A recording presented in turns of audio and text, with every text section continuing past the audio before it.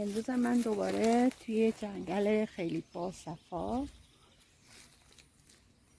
کشور اتریش هستم که همطور که میبینید درخت های سر به فلک کشیده زیبا، سایه های خیلی قشنگی ایجاد کردن که شما میتونین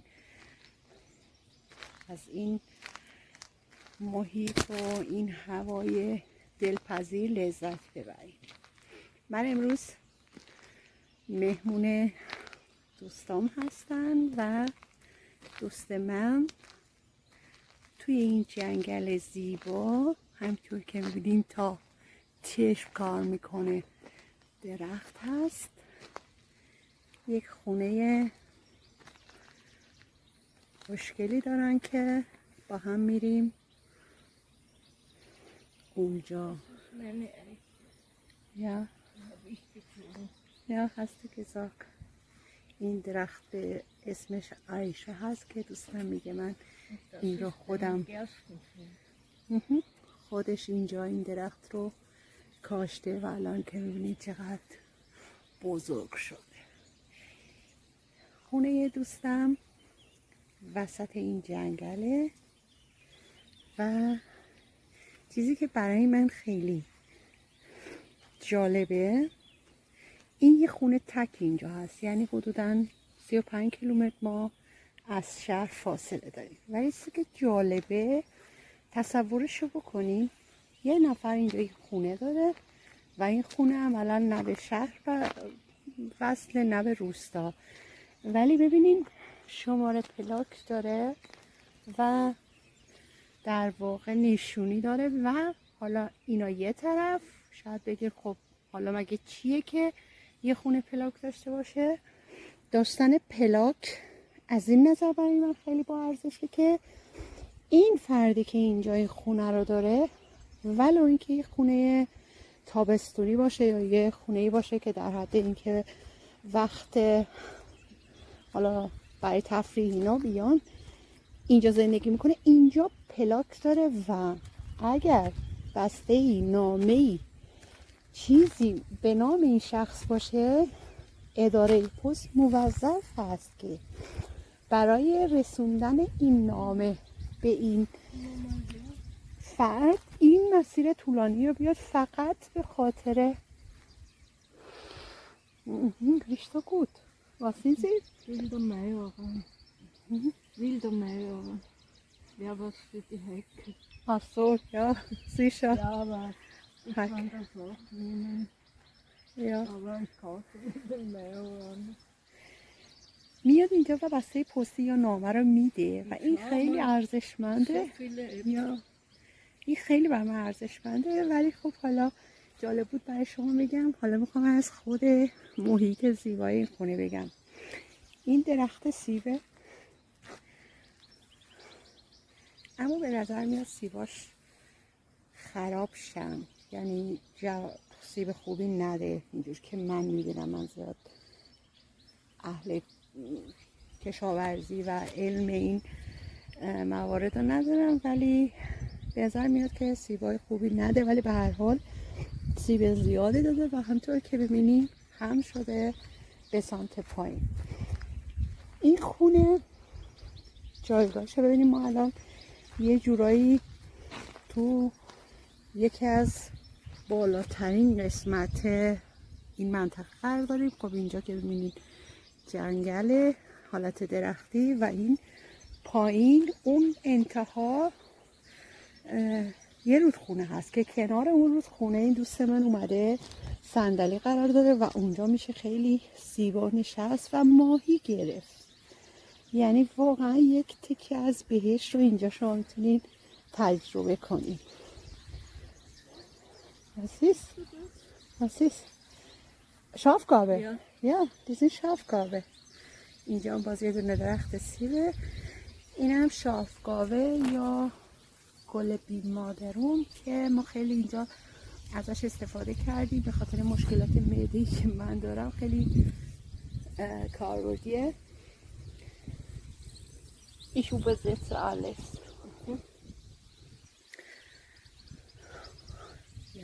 Und das ist Bier. Birnen, Birnen. Aha. die sind sehr gut. Echt? Aber die Äpfel nicht. Äpfel nicht. Die, Äpfel nicht. die schon, also das ist Jonathan, das Mhm. ist ein Tafelobst, Mhm. aber, Birnen. die Birnen, das sind auch Wirtschaftsbirnen, aber die sind zum Essen auch sehr gut. اوکی dann mache ich من مثلا اون درخت اولیه درخت سیب بود این درخت گلابیه و دوستم میگه که گلابی خیلی خوبی داره و خوشمزه است که فکر کنم 1-2 ماه دیگه کاملا رسیده میشه. اینم از درخت گلابی. اون جلوترم که بهتون نشون دادم دوباره یه درخت سیبه و خودشون این حالت حصار خوشگلا درست کردن و حالا خونه. این خونه ای هستش که توی 2 طبقه وسط این جنگل قرار داره. داخلش خیلی قشنگه، یعنی به سبک قدیمی درستش کردن. خب این رنوویرنش کردن، چی میگن، بازسازیش کردن، ولی سعی کردن اون سبک قدیمی رو نگه دارن. Das ist ein Grafensteiner. Was ist das?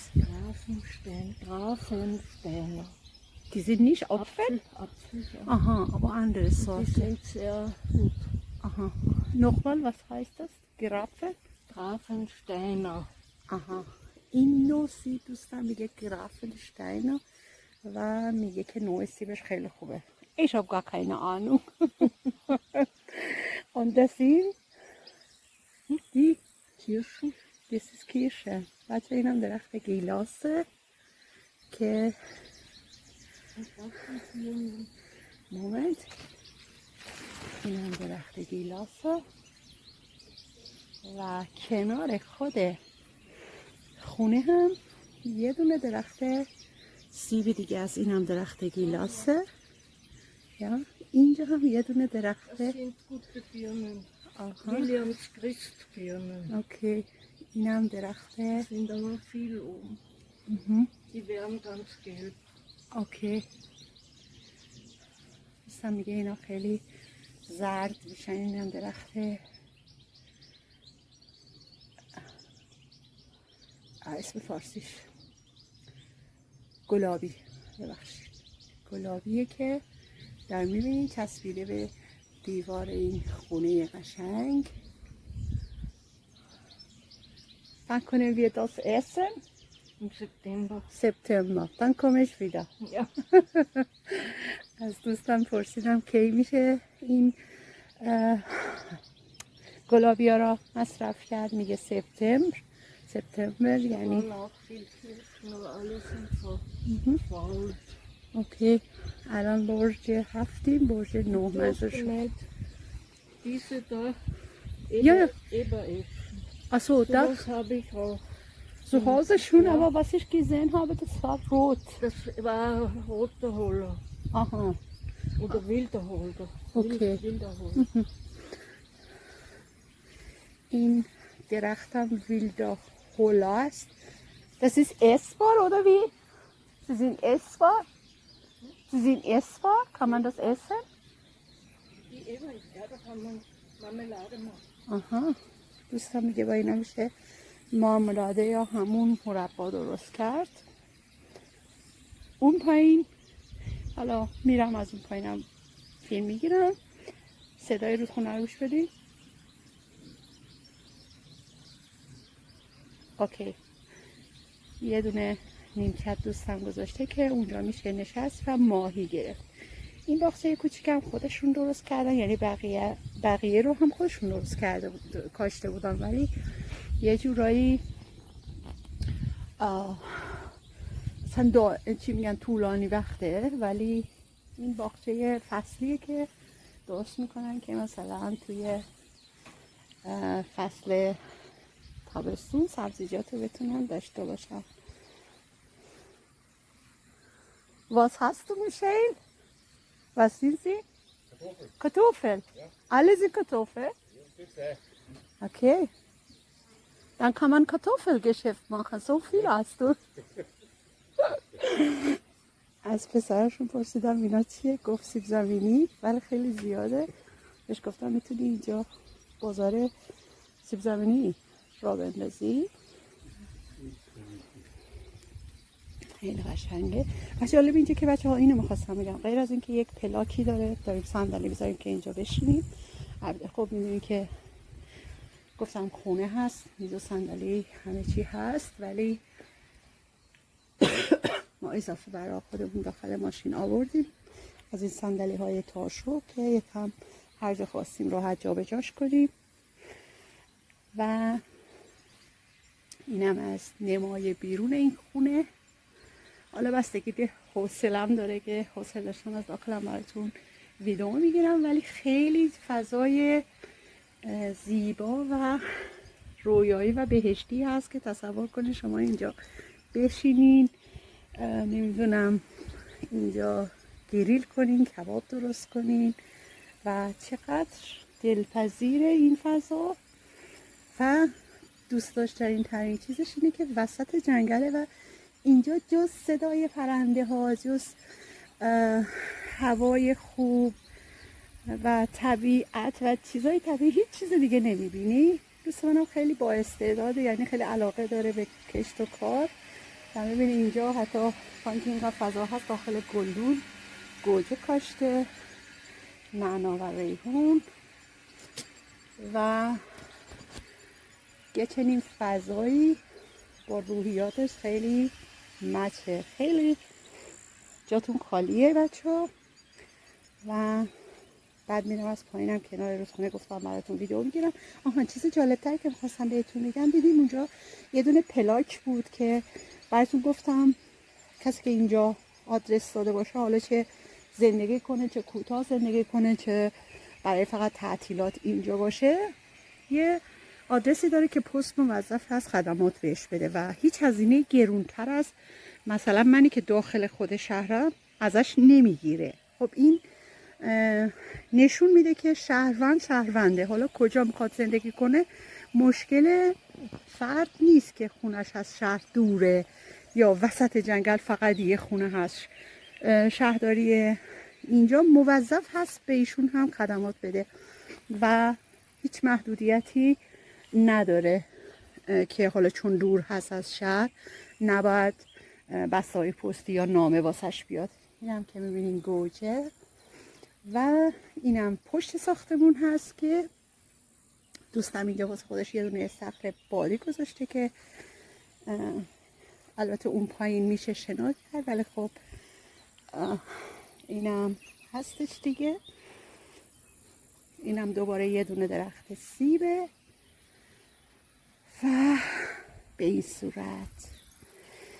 یه چیز دیگه که هی میخوام بگم یادم میره اینه که غیر از اون ماجرای پست و اهمیت دادن به خدماتی که به آدمای شهرشون کشورشون میرن اینجا، اینه که اینجا آب تصفیه شده داره، گاز داره، برق داره و اینترنت هم داره. یعنی خدماتی که شما توی شهر میتونین داشته باشین اینجا هم برای تنها یک نفری که توی این خونه هست فراهم شده و ایشون پول اضافه‌ای بابت اینکه این خدمات رو اینجا دور از شهر رو آبادی و روستا دریافت میکنه نباید بده. فقط همون پول آب و برق و گازی که من داخل شهر میدم ایشون هم باید پرداخت کنه و خیلی به نظر من این قشنگه. بچه این درخت رو میخوام قصهش رو براتون بگم. ببینید این درخت، حالا اسم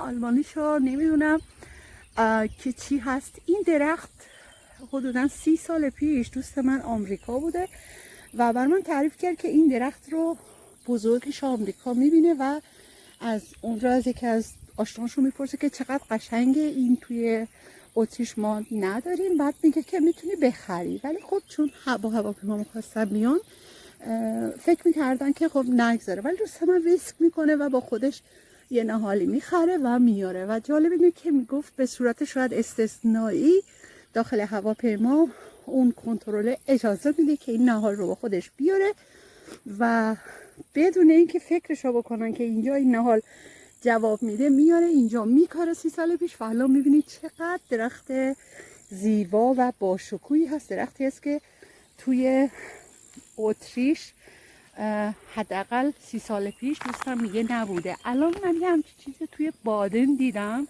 مال کار خودم، ولی این از آمریکا اومده.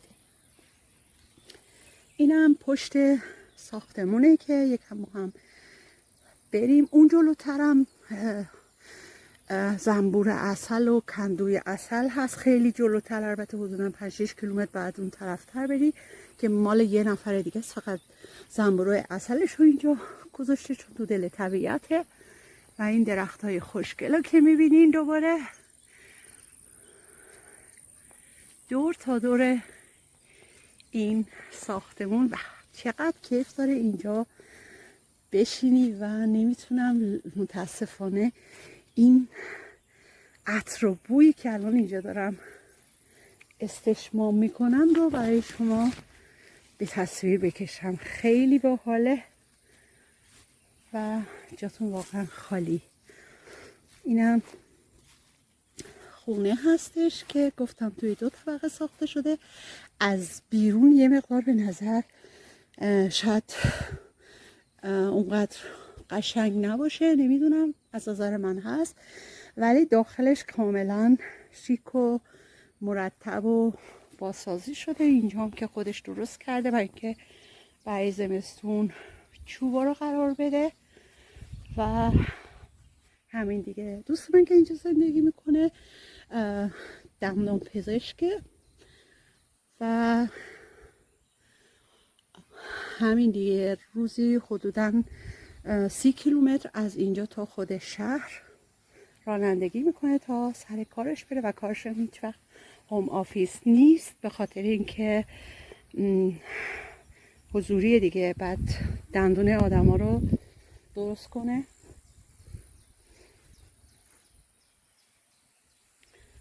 ولی خیلی باحاله. خلاصه اینکه ich habe überall gefilmt.